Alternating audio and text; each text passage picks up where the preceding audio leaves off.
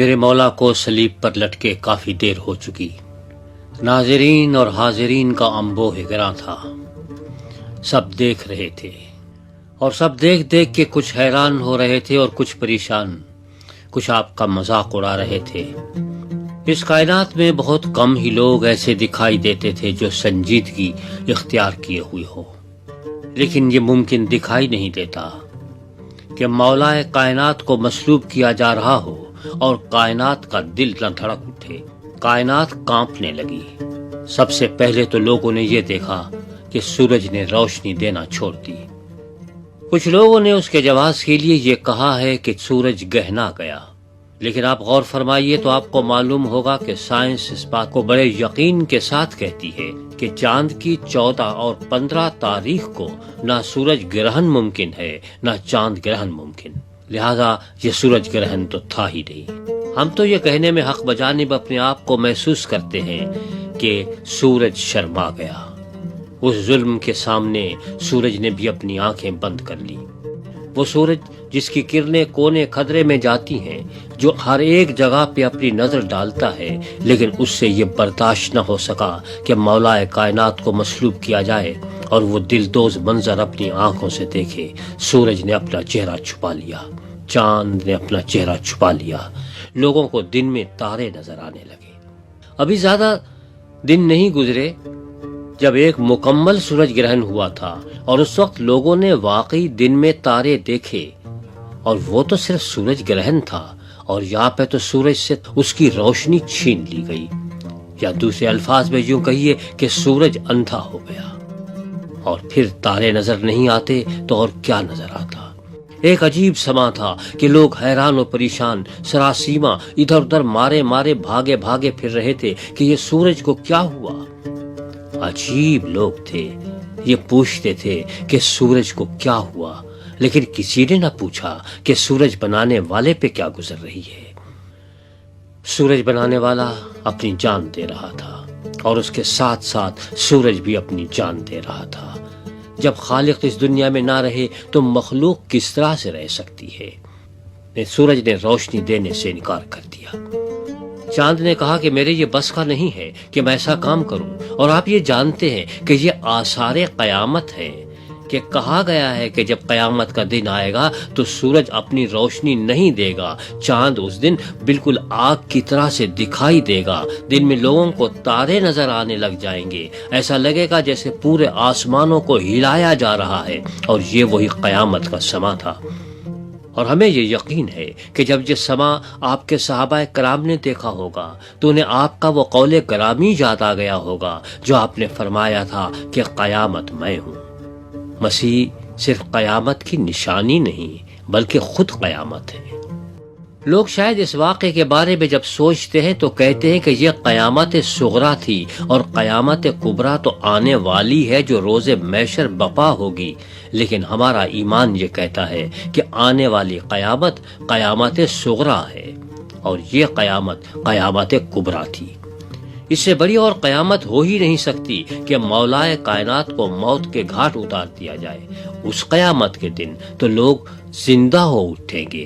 یہاں تو لوگوں کو زندہ کرنے والے سے زندہ رہنے کا حق چھینا جا رہا تھا۔ اس سے بڑی اور قیامت کیا ہو سکتی ہے؟ ایسا منظر سورج کب دیکھ سکتا تھا؟ یہ تو انسان اتنا سنگ دل ہوتا ہے کہ نہ صرف وہ منظر دیکھ رہا تھا بلکہ اس کے دوران بھی مذاق اڑانے سے باز نہیں آ رہا تھا۔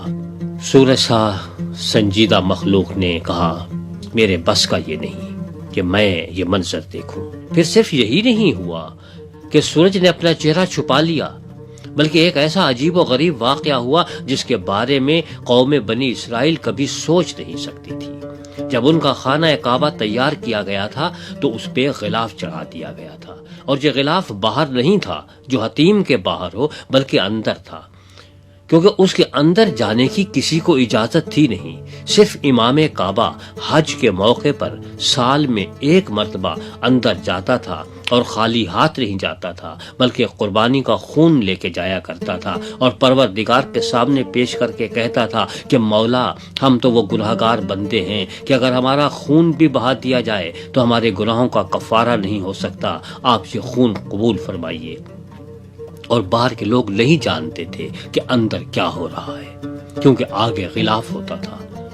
پروردگار عالم نے یہ غلاف پھاڑ دیا، یہ شق کر دیا، اور کلام اللہ میں لکھا ہے کہ یہ اوپر سے نیچے پھٹ کے 2 ٹکڑے ہو گیا، نیچے سے اوپر نہیں پھٹا۔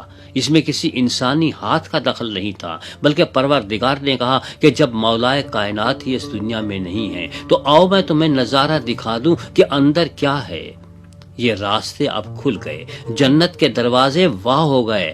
آؤ، جسے آنا ہو، جسے دیکھنا ہو جنت، میرے ساتھ ساتھ آئے۔ میرے مولا نے وہ جنت کے دروازے اس طرح سے واہ کر دیے، غلاف کعبہ شق ہو گیا۔ جب غلاف کعبہ پھٹ گیا تو آپ سوچ سکتے ہیں کہ پھر امام کعبہ اب جائے گا کہاں؟ اب امام کعبہ کی گنجائش رہی ہی نہیں ہے، کیونکہ امام آخر الزمان آ پہنچا۔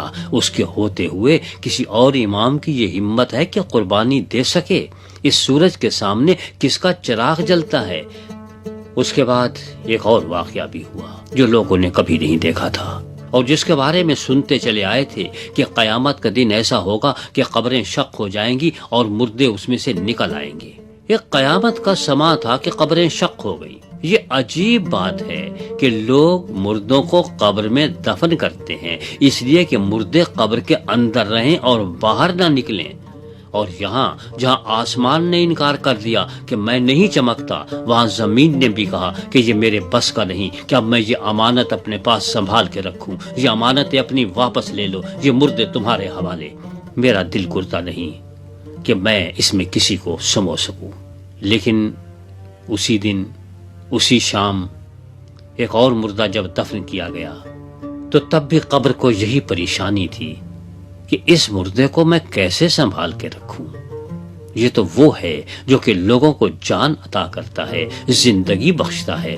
یہ میرے اختیار میں کہاں کہ زندگی کو اپنے ہاتھ میں لے لوں؟ لہذا اس نے اس کو بھی شق کر کے اور قبر کو اور اس مردے کو باہر نکال دیا۔ مردے جی اٹھے، قیامت کا سما، مسیح جو خود قیامت اور قیامت کی نشانی ہیں، لوگوں نے اپنی آنکھوں سے دیکھ لیا۔ اس لیے ہم یہ کہتے ہیں کہ ہاں، واقعی یہ شام غریباں تھی، کیونکہ آپ جانتے ہیں کہ فارسی میں غریب کے معنی مفلس اور قلاش کے نہیں ہیں، بلکہ غریب اس کو کہتے ہیں جو اپنے وطن سے دور ہو۔ تو میرے مولا اپنے وطن سے دور پارے گئے، اور اس وطن سے دور کا مطلب صرف یہی نہیں ہے کہ آپ صوبہ گلیل سے دور تھے، اپنے گاؤں ناصرت سے دور تھے اور القدس میں تھے۔ القدس تو آپ کا جانا پہچانا تھا۔ بیت المقدس کے بارے میں آپ نے فرمایا تھا، اسے تو میں ایسے جانتا ہوں جیسے بیٹا اپنے باپ کے گھر کو جانتا ہے۔ یہ میرے لیے کون سی اجنبی چیز ہے؟ لیکن آپ کا اصلی گھر تو عرش معلیٰ تھا، اور آپ اس دنیا میں غریب الوطنی کی زندگی بسر کر رہے تھے۔ تو آپ کی یہ آخری شام، یہ واقعی شام غریباں تھی۔ عجیب بات یہ ہے کہ لوگ جب مرتے ہیں تو کمزوری کے باعث، نقاہت کے سبب سے آواز حلق سے باہر نکلتی نہیں۔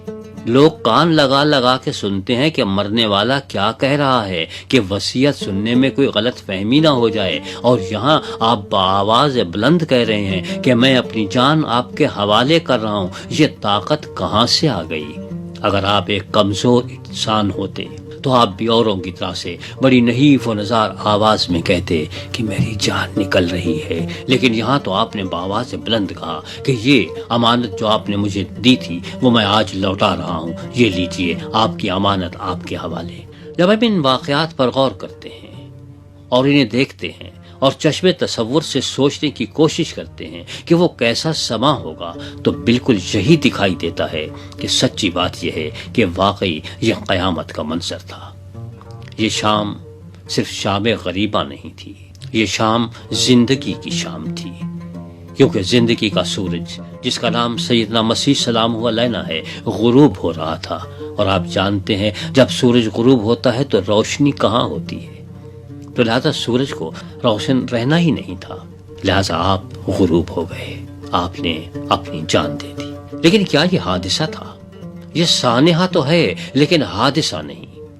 سانحہ تو واقعی ہے کہ زندگی کے مالک سے اس سے جینے کا حق چھین لیا جائے، لیکن حادثہ اس لیے نہیں کہ یہ کوئی آپ کے ساتھ کچھ ہوا نہیں، بلکہ آپ تو اس دنیا میں آئے اسی لیے تھے جب آپ اس لیے تشریف لائے تھے تو یہ حادثہ نہیں، ہم سانحہ کہتے ہیں، یہ شام غریبہ ہے، لیکن ہم ماتم اس لیے نہیں کرتے۔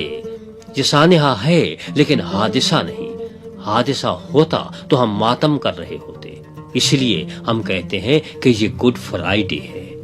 ورنہ لوگ تو کہتے کہ یہ بابا یہ بیڈ فرائیڈے ہے، ورسٹ فرائیڈے ہے، بہت برا دن ہے۔ ہم کہتے ہیں کہ اچھا دن ہے۔ کیوں؟ اس لیے کہ مولا اپنے بندوں کی خاطر جان دے، اور لوگ یہ کہیں کہ صاحب یہ اچھا دن نہیں ہے، اس سے بڑھ کے خوشی کا موقع اور سما کیا ہو سکتا ہے۔ یہ شام غریبہ بھی ہے اور شام خوشی بھی ہے۔ سورج نے اپنی روشنی نہیں دی، غلاف کعبہ پھٹ گیا، قبریں شق ہو گئیں، مردے جی اٹھے اور لوگوں کو دکھائی دینے لگے۔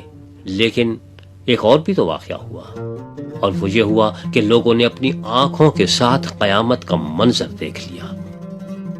اس لیے ہماری درخواست یہ ہے کہ اس سے پہلے کہ وہ روز قیامت آئے جس سے آپ ڈرتے ہیں، اس روز قیامت کے بارے میں سوچئے اور دیکھیے کہ مرنے والے نے کتنے پیار سے جان دی۔ اگر وہ پیار آپ کے دل میں بھی ہو اور آپ اس پیار کو پہچان لیں تو یقین جانیے کہ جان جاتے ہوئے تکلیف نہیں ہوتی، بلکہ آپ بھی اتنے ہی سکون سے کہہ سکتے ہیں کہ مولا آپ نے جان دی ہوئی اسی کی تھی۔ حق تو یہ ہے کہ حق ادا نہ ہوا، لیکن میرے مولا نے جان دینے کا حق ادا کر دیا، اس لیے آپ کو اب پریشانی کیا ہے؟